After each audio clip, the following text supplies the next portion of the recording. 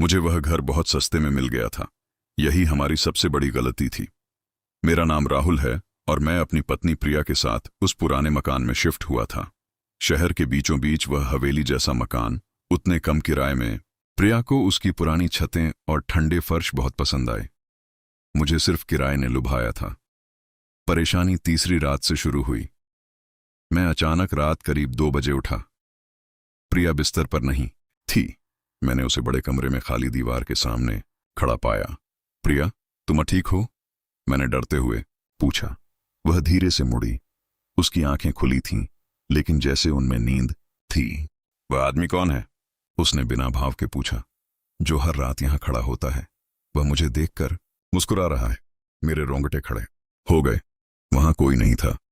मैं उसे वापस बिस्तर पर ले गया। सुबह उसे कुछ भी याद नहीं था। मैंने इसे नींद में चलना समझकर अनदेखा कर दिया, लेकिन ऐसा रोज होने लगा। हर दूसरी रात प्रिया उठती और खाली कमरे से बातें करती। वह उसे विस्तार से बताती। पुराने कपड़ों में एक खूबसूरत आदमी, आंखें बहुत काली, कभी बोलता नहीं, बस देखता रहता है। प्रिया, जो हमेशा तर्क की बात करती थी, अब डरी सहमी रहने लगी। उसे लगता कि कोई उसे घूर रहा है। एक ठंडी हवा उसके पीछे पीछे घूमती है। 1 महीने बाद उसने रात में मुझे चीखते हुए जगाया। वह रो रही थी। उसने बात की, राहुल। उसने कहा कि वह 100 साल से इंतजार कर रहा है। उसने कहा यह घर उसका है और अब मैं उसकी दुल्हन हूं। मैं डर गया था, गुस्सा भी आ रहा था। सुबह मैं एक मौलाना साहब के पास गया, जो इस तरह के मामलों के बारे में जानते थे। उन्होंने पूरा घर देखा, कुरान की आयतें पढ़ीं और उसी कोने पर रुक गए जहां प्रिया हमेशा ताकती थी। उन्होंने गंभीर होकर कहा, बेटा, यह भूत नहीं, जिन्न है। एक ताकतवर जिन्न। उसने तुम्हारी पत्नी को अपना लिया है। उसे लगता है उसका इस पर हक है। उसकी दुनिया में बेटी, उसने सपनों में तुमसे शादी कर ली है। उन्होंने दम किया और प्रिया को कुछ आयतें दी, खासकर सुबह शाम पढ़ने को, और कहा, 3 दिन में यह घर छोड़ दो। हम उसी रात वहां से भागे, सारा सामान छोड़ दिया। मैं प्रिया को लेकर अपने माता पिता के घर आ गया। धीरे धीरे वह ठीक होने लगी। हमने उस बात को कभी नहीं छेड़ा। फिर पिछले हफ्ते प्रिया बाजार गई थी। वहां उस गली का एक पुराना पड़ोसी मिल गया।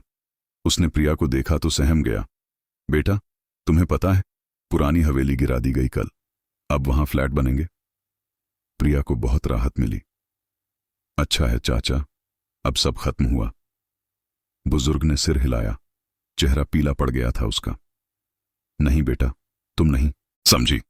जब पहली दीवार गिरी तो उसकी धूल में से एक आदमी निकलकर बाहर आया। मजदूरों ने देखा, पुराने जमाने के कपड़े पहने था। वह मलबे को देखता रहा, बहुत गुस्से में लग रहा था। फिर वहीं गायब हो गया। वह ढूंढ रहा था बेटा, किसी को। प्रिया ने आज सूरज ढलने से पहले घर के हर दरवाजे खिड़की बंद कर लिए।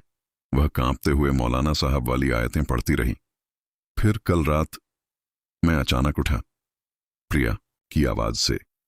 वह बिस्तर पर बैठी थी, लेकिन दीवार की तरफ नहीं, बल्कि हमारे बिस्तर के पायताने की तरफ देख रही थी। वह मुझसे नहीं, खाली हवा से बात कर रही थी। वह मुस्कुराई और बोली, तुम वापस आ गए। मुझे पता था तुम आओगे। मेरा घर तो चला गया। वह रुकी, जैसे कोई जवाब सुन रही हो। फिर धीरे से बोली, कोई बात नहीं, मैं चलूंगी तुम्हारे साथ। मैं हिल भी नहीं सका। मैंने देखा, बिस्तर के पास की हवा कांपी और एक बर्फीली ठंड ने पूरा कमरा भर दिया।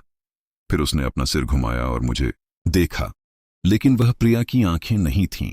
उन आंखों में एक अजीब सी पुरानी बुराई थी। और एक पल के लिए मुझे उसकी आंखों के पीछे एक आदमी की काली परछाई दिखी। वह मुस्कुरा रहा था।